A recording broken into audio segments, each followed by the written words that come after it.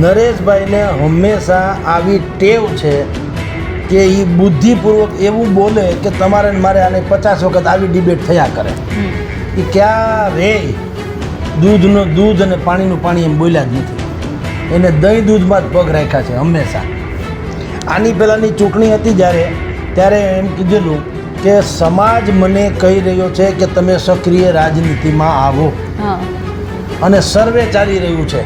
સર્વે યુવાનોની ટીમ સર્વે કરી રહી છે અને સર્વેનો રિપોર્ટ આવશે, રિપોર્ટ અમારે અહીંયા આવશે, પછી એવું જાહેરાત કરી. આવું ડીંડક ઠેઠ સુધી હલાવ્યું અને અંતે ધબ દઈને પાણી બેસી ગયા. હે કરીને ક્યાં ગયા હતા ક્યાંય નહીં. નરેશભાઈ આરામ કરવા માગે છે એવું કહેવામાં આવશે. ત્યાં 27 આવી જશે ત્યાં સુધીમાં નરેશભાઈ આરામ પછી શું કરશે ને કોની ઊંઘ હરામ કરશે, હવે એની ચર્ચા મળશે શરૂ થવા. કે નરેશભાઈ જ્યારે કે આરામ કરશે તો કોની ઊંઘ હરામ કરશે? કારણ કે એનો આરામે એવો છે. એ સાવધાન થાય લોકોને વિશ્રામ કરવો પડે ને એ વિશ્રામ કરે લોકોએ સાવધાન થઈ જવું પડે. એવી તો નરેશભાઈની ભૂમિકા છે. નરેશભાઈ 27માં નવું એક ગતકડું વેતું કરશે અને એ ગતકડાનું નામ છે સક્રિય રાજનીતિ. જે અત્યાર સુધી વાતચીત ચાલે છે, હવે એમાં છેલ્લો ખીલો તેથી ખોડી દેશે. સક્રિય રાજનીતિમાં એવું થશે કે ખોડલધામમાંથી સંભવતઃ તેઓ શ્રી એમ કે ભાઈ હવે હું ચેરમેન બેરમેન બધું છે છોડી દઉં છું, પણ એ પ્રણેતા તો રહેવાના. મહાત્મા ગાંધીની કોઈ પોસ્ટ નથી, છતાંય રૂપિયાની છાપ એમાં મહાત્મા ગાંધીનો જ ફોટો છે, જવાહરલાલ નહેરુનો નથી. એટલે વડાપ્રધાન તો એ હતા. ભારતીય જનતા પાર્ટીના સ્થાનિક સ્વરાજ્યની ચૂંટણીમાં એ વાતની ખબર પડી ગઈ કે પ્રજામાં દ્રોહ જેવી સ્થિતિ થાય એવી સંભાવના તો છે. અને એનું છેલ્લું ઉદાહરણ છે આ કોકરોચ જનતા પાર્ટી. 5 દિવસમાં 1.5 કરોડ લોકો જેમાં સભ્ય થયા એટલે લોકો માનવા માંડ્યા કે વિરોધ તો છે જ. ભલામણા એ વાત અમસ્તી ખોટી છે. કારણ કે 30% લોકો તો ભારતમાં અમથાય ભાજપની વિરુદ્ધમાં છે. 30% એ એવો ચહેરો 100% છે વિઠ્ઠલ રાદડિયા પછી કે પાટીદારોમાં એ સર્વમાન્ય ગણીને લોકો એને. અને બીજું કે બધાને ખબર છે નરેશભાઈ પટેલને કાંઈ લઈ લેવાનું આમ થતું નથી. નમસ્કાર, હું નીલમ ખારેચા, આપ જોઈ રહ્યા છો મહામંથન મંતવ્ય ન્યૂઝ. આજે આપણી સાથે જોડાયા છે વરિષ્ઠ પત્રકાર જગદીશભાઈ મહેતા. સર, આપનું સ્વાગત છે અમારા પ્લેટફોર્મ પર. અને આમ તો તમારા ઘરે સ્વાગત છે એવું કહી શકીએ, અમારું સ્વાગત કરીએ. સાહેબ, વાત આજે કરવી છે નરેશ પટેલ, ખોડલધામ ટ્રસ્ટના ચેરમેન. 2 દિવસથી ચર્ચા ખૂબ થઈ રહી છે સાહેબ, અને તમે જાણો છો તેમ નિવૃત્તિના સંકેત આપ્યા છે. તો આજે એના મુદ્દે વાત કરવી છે. ખાસ તો સર એ જાણવું છે, એમણે જે સ્ટેટમેન્ટ આપ્યું છે તેની ખાસ વાત કરીએ તો હું આગામી સમય નિવૃત્તિની એમણે વાત ખાલી સંકેત આપ્યા છે, નિવૃત્તિની કોઈ જાહેરાત નથી કરી, પરંતુ એમ કહ્યું છે કે મારા પરિવારમાંથી કોઈ જગ્યા નહીં લે. આ બધાની વચ્ચે સર શું લાગે છે, આ મુદ્દે આપનું શું કહેવું છે? અને કદાચ નરેશભાઈ જાય છે તો એની જગ્યા કોણ લઈ શકે છે તમારા મતે? પહેલાં તો એ ક્યાંય જવાનું નથી. વાતની એક વાત, નરેશભાઈને હંમેશા આવી ટેવ છે કે એ બુદ્ધિપૂર્વક એવું બોલે કે તમારે ને મારે આને 50 વખત આવી ડિબેટ થયા કરે. એ ક્યારે દૂધનો દૂધ અને પાણીનું પાણી એમ બોલ્યા જ નથી.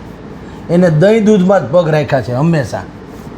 આની પહેલાંની ચૂંટણી હતી ત્યારે એમ કીધેલું કે સમાજ મને કહી રહ્યો છે કે તમે સક્રિય રાજનીતિમાં આવો, અને સર્વે ચાલી રહ્યું છે. સર્વે યુવાનોની ટીમ સર્વે કરી રહી છે અને સર્વેનો રિપોર્ટ આવશે, રિપોર્ટ અમારે અહીંયા આવશે, પછી એવું જાહેરાત કરી. આવું ડીંડક ઠેઠ સુધી હલાવ્યું અને અંતે ધબ દઈને પાણી બેસી ગયા. હે કરીને ક્યાં ગયા હતા ક્યાંય નહીં. નરેશ પટેલની આ અસમંજસ સ્થિતિ જે છે ને એનો ભોગ પાટીદાર સમાજ બહુ બન્યો છે.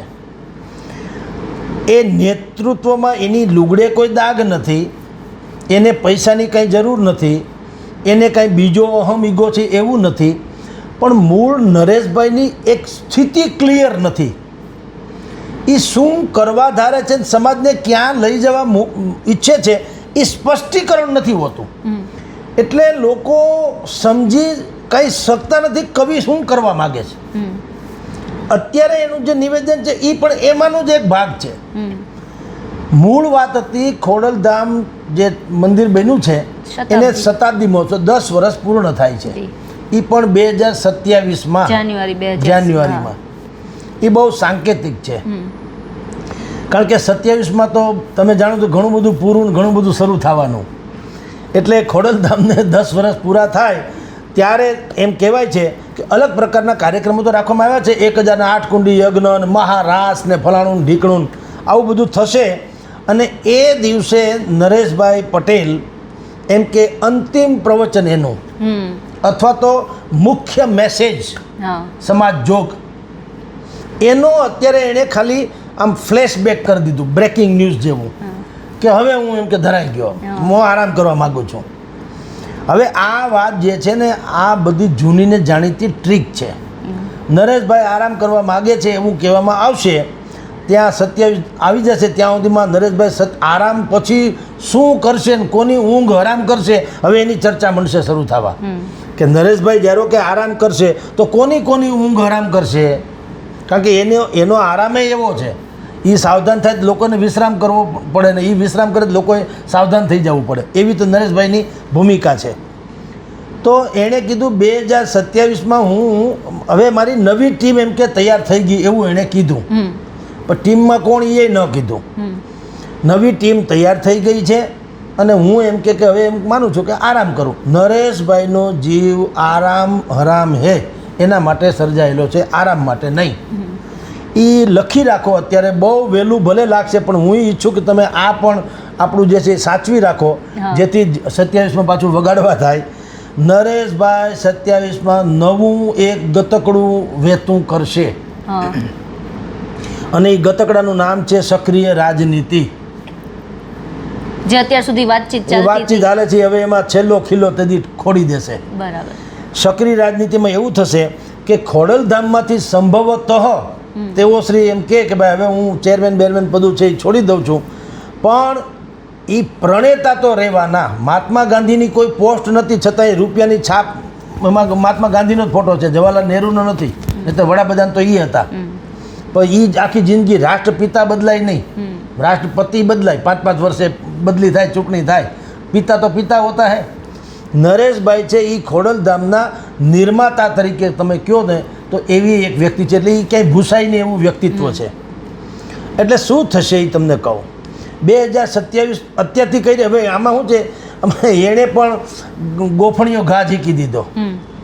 હવે નરેશભાઈ પટેલ જો નિવૃત્ત થાય તો પછી બધાને ખબર છે કે પલોઠી વળીને બેહે એવી વ્યક્તિ તો છે નહીં, સમાજમાં ઉપડતા નથી, એ પછી હકીકત છે. હવે એને પછી કાંઈ જરૂર નથી કાવડિયાની, એ પણ બધાને ખબર છે. અને પોતે ભવિષ્યમાં શું કરશે એ અત્યારે બ્લુ પ્રિન્ટ એણે કોરી રાખી છે, કોઈને કીધું તો છે નહીં. એટલે હવે આમ આદમી પાર્ટી, કોંગ્રેસ, ભાજપ અને બાકીના બીજા કોઈ હોય તો તે 27 સુધીમાં શું સમીકરણો રચાય છે એના આધારે ભાઈ ટૂંકમાં તે દિવસે નરેશભાઈ નવો ખેલ નાખશે. અત્યારે સ્થિતિ કેવી છે, વન સાઇડેડ છે, એક તરફી, ગુજરાતમાં પણ દેશમાં પણ. કલકત્તા અને પશ્ચિમ બંગાળ પણ જો જીતી લેતા હોય ભારતીય જનતા પાર્ટી તો હવે ગુજરાતમાં તો કોઈ પ્રશ્ન આવતો જ નથી, કારણ કે આ તો એની લેબોરેટરી કહો તો એ છે ને હોમ ટાઉન કહો તો એ છે અમિત શાહનું ને નરેન્દ્ર મોદીનું. એટલે અહીંયા તો કોઈ ખીલી પણ ખોડી શકે એમ નથી આ લોકોની મરજી વિના. વિપક્ષ નામે કોઈ ચીજ અત્યારે છે નહીં. અત્યારે કોંગ્રેસ તમે જાણો છો 10-12 ધારાસભ્યોના છે, એ સમજ્યા જેવું છે. રાજ્યસભામાં બી હમણાં દાઠું નીકળી જાય. એટલે એક પણ આ ઇતિહાસમાં પેલી ગુજરાત રાજ્યની સ્થાપના પછી પહેલી વખત એવું બનવાનું છે કે રાજ્યસભામાં કોંગ્રેસનો એક પણ નેતા નહીં હોય, કારણ કે 37 ધારાસભ્યોનો ટેકો જોઈએ. આ તમે કોંગ્રેસ પાસે 10-12 છે અને બીજા 5-6 આમ આદમીના ગણો, એક તો એને પાછું બાપે મારા વેર જેવું છે, કાંઈ મેળ પડે એમ નથી. તો વિપક્ષ નામે કોંગ્રેસ મુખ્ય તો છે નહીં, આમ આદમી પાર્ટી તો અત્યારે પોતે જ ખળભળી ગઈ છે. હવે ચૈતર વસાવા ક્યાં સુધી એમાં છે એ મહત્વનું છે, ગોપાલ ઇટાલિયાનું ભવિષ્ય શું છે એ નક્કી નથી. આવા 2-3 તો ચહેરા છે, ઈશુદાન ગઢવી તો દહીં દૂધમાં છે, એ પ્રમુખ છે એવું એ પોતે માને છે, બીજા કોઈ માનતા નથી. તો વિપક્ષ નામે કંઈ ચીજ છે નહીં. તો હવે જેને ફ્રસ્ટ્રેશન કહો, જેને વિકલ્પ કહો, જનતા એન્ટી એસ્ટાબ્લિશમેન્ટ કહો, એની એક આખું ખાલી છે, વેક્યુમ છે, એક જગ્યા ખાલી થઈ છે. પણ ત્યાં કોઈ છે નહીં, બીબું નથી. આમ આદમી પાર્ટી હતી પણ વિખેરાઈ ગઈ, કોંગ્રેસ નથી અને હજી કદાચ નહીં હોય. તો ભારતીય જનતા પાર્ટીની સામેના મત કોને આપવા એ એક મોટું વેક્યુમ છે. ભારતીય જનતા પાર્ટીને આ સ્થાનિક સ્વરાજ્યની ચૂંટણીમાં એ વાતની ખબર પડી ગઈ કે પ્રજામાં દ્રોહ જેવી સ્થિતિ થાય એવી સંભાવના તો છે. અને એનું છેલ્લું ઉદાહરણ છે આ કોકરોચ જનતા પાર્ટી. 5 દિવસમાં 1.5 કરોડ લોકો જેમાં સભ્ય થયા એટલે લોકો માનવા માંડ્યા કે વિરોધ તો છે જ. ભલામણા એ વાત અમસ્તી ખોટી છે, કારણ કે 30% લોકો તો ભારતમાં અમથાય ભાજપની વિરુદ્ધમાં છે. 30%. તો 140ના 30% એટલે ગણો કેટલા કરોડ થાય. એમાંથી 1 કરોડ 1.25 કરોડ કોકરોચમાં આવ્યો નથી, કંઈ ફાટી ન પડે. કાન ખજૂરોનો એક ટાંગો તૂટી જાય તો કંઈ લંગડો ના હાલે. એટલે ભાજપને એ ખ્યાલ આવી ગયો કે આ બધા કચકડાના ખેલનું કંઈ હાલે એમ નથી. પણ સૌરાષ્ટ્ર રિજિયોનલ એ એક એવું ક્ષેત્ર છે ત્યાં હજી જો કોઈ સારો ચહેરો, લખી રાખજો હવે આપણી વાત શરૂ થાય છે, વૈકલ્પિક કોઈ ચહેરો મળી જાય તો હજી લોકો ચોંટી જાય એમ છે. અને એ સંજોગોમાં નરેશ પટેલ એવો ચહેરો 100% છે વિઠ્ઠલ રાદડિયા પછી કે પાટીદારોમાં એ સર્વમાન્ય ગણીને લોકો એને. અને બીજું કે બધાને ખબર છે નરેશભાઈ પટેલને કાંઈ લઈ લેવાનું આમ થતું નથી. ભગવાનની દયા છે કાવડિયા બાવડિયામાં તો એ કાંઈ ચિંતા નથી. નરેશ પટેલ અમરેલા જેવું કરી શકે. પોતે એમાં મેઇન રે, પ્રણેતા કયો કે પ્રેરણાદાયી કયો કે જે ગણો તો એવી પોસ્ટ. અને એની નીચે પાટીદારોથી માંડીને બાકીના બધા અસંતુષ્ટો એ બધા એની નીચે અમરેલામાં આવે. કારણ કે અત્યારે જે કેટલીક વાતો આપણે જાણવા મળી એવું છે કે ભલે તમે ગમે એમ હા કે ના, પણ જયેશ રાદડિયા જેવા સક્ષમ લોકો કેટલાય છે એને પ્રધાનમંડળમાં નહીં લેવાથી પાટીદાર સમાજમાં એક પ્રકારનો ઉચાટ તો છે જ. પણ યોગ્ય સમય નથી. અત્યારે વન સાઇડેડ બધી વાતો છે, એક તરફી. ભારતીય જનતા પાર્ટીની હાલત અત્યારે જે છે એ ઓલા જે આપણે કહીએ ને કે ભાઈ આ વરસાદની હેલી વરસે. હેલી એટલે 7 દિવસ સુધી આકાશ અંધકારમય જેવું લાગે, સૂર્ય જ ન દેખાય અને નિરંતર વર્ષા કરે, એને હેલી કહેવાય. ભારતીય જનતા પાર્ટી પાસે અત્યારે સામ દામ દંડ ભેદ એ બધી રીતે હેલી જેવું વાતાવરણ છે. કોઈ નડે એમ નથી. પણ એટલી વાત તો છે કે જો કોઈ સારો ચહેરો વિકલ્પમાં મળે. આ કોકરોચમાં ફેલ જવાનું જે અત્યારે ચર્ચા થઈ રહી છે, શું કામ કે કોકરોચ જનતા પાર્ટી થીમ સારી છે, સ્ક્રિપ્ટ બરાબર છે, પણ હીરો હિરોઈન ક્યાં, સંગીત ક્યાં, એ જોઈએ ને દિગ્દર્શક ક્યાં, એ નથી. ખાલી થીમ એટલે કે સ્ક્રિપ્ટ બરાબર છે, લોકોને લાગે આક્રોશ ઠલવવા માટે તેના શ્રેષ્ઠ માધ્યમ છે, ઓકે. પણ વેર ઇઝ ધ મેન, કોને મત દેવો? તમારી સામે એક ચહેરો નરેન્દ્ર મોદી છે, બીજો ચહેરો ક્યાં? અને એની કમ્પેરનો, એની તુલના તો હોવો જોઈએ. ઓલો વિશ્વ વિભૂતિ તરીકે આગળ વધી રહ્યા છે, અહીંયા બીજા કોઈને કાળો કાગડો ઓળખતું નથી. તો નરેશ પટેલ ઈ પૂર્તિ તો સૌરાષ્ટ્ર પૂર્તિ તો કરી જ શકે એમ તો છે. એક તો એના લુગડે દાગ નથી, એને કાંઈ લઈ લેવું નથી, પાટીદાર જેવો સમાજ છે. ઘણા સમયથી આપણે કહે ને કે છોરો પૈણું કરતો હતો એમ ઘણા સમયથી રાજનીતિમાં આવવું તેવો શ્રી કરી રહ્યા છે. સીધી રીતે ન આવે તો હવે બુદ્ધિપૂર્વક આવશે. કઈ રીતે બુદ્ધિપૂર્વક એ તમને કહું. એણે કીધું મારી જગ્યા મારા પરિવારમાંથી કોઈ લઈ શકે એમ નથી અને લેશે નહીં. એ તો ઠીક જ છે. એનું ગુજરાતી શું છે બેન ખબર છે? એનું ગુજરાતી એમ છે કે એક નવા જ પ્રકારની રાજનીતિના મંગલાચરણ થઈ ચૂક્યા છે. તમને ખબર હોય તો આજથી 2-3 વર્ષ પહેલાં ખોડલધામમાં ટ્રસ્ટી તરીકે અનારબેન પટેલ મુકાણા, આનંદીબેન પટેલની દીકરી. અનારબેન પટેલ સક્રિય મહિલા છે, શિક્ષિત, સક્રિય, વિઝનરી, બધી રીતે આનંદીબેનની જ કોપી. અને આનંદીબેનને પણ ઘણા સમયથી આપણે જે આપણને સાંભળવા મળે છે પ્રમાણે એની દીકરીને લોન્ચ કરવાનું કોને ન ગમે ને? એમાં પાછું ખોટું તો કાંઈ છે નહીં. દરેકને પોતાના સંતાનો કે પોતાના માણસોને લોન્ચ કરવા એ સ્વાભાવિક વાતો છે. તો હવે ભાઈ નરેશ પટેલે કીધું એ વાક્યને એની સાથે તમે જોડો, અનારબેન પટેલની સક્રિયતા અને નરેશભાઈ પટેલની કહેવાતી નિષ્ક્રિયતા અથવા તો નિવૃત્તિ બેને જોઈન્ટ થાવ તો નરેશભાઈનું એ વાત પણ જળવાઈ રહે કે મારી જગ્યા મારા પરિવારમાંથી કોઈ નહીં લે.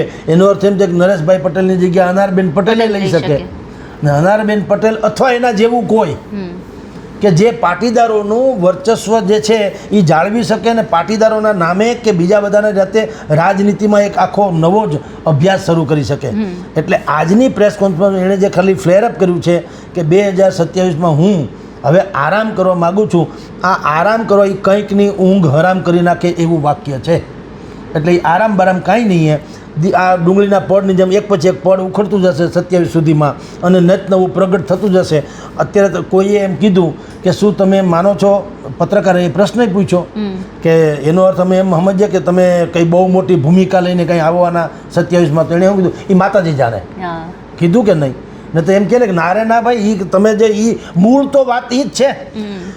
તો ખરેખર તો એણે એવી સ્પષ્ટતા કરી છે કે જો ભાઈ તમને એક હું ક્લિયર કહી દઉં, હું આરામ કરવાનું કહું છું એનો અર્થ એમ છે કે મારે સામાજિક અને રાજકીય બે બાબતમાંથી બિલકુલ આરામ કરવો છે. હું ક્યાંય ચિત્રમાં હોઈશ નહીં એવું કાં ન કીધું. એ માતાજી જાણે. હવે તે દિવસે માતાજી કહે લખી રાખો 2027 પહેલાં માતાજી જ કહે નરેશભાઈને, વળી તમે સક્રિય થાવ, તમારા વગરનું બધું રેઢું પડ્યું છે એમ કરીને કવિ પાછા આવશે અને ગામ ગાંડું કરશે. પછી જે પડશે એવા દેવાશે. જી બેન. બિલકુલ બિલકુલ સર, અમારી સાથે જોડાયા અને માહિતી આપી તે બદલ આભાર સર.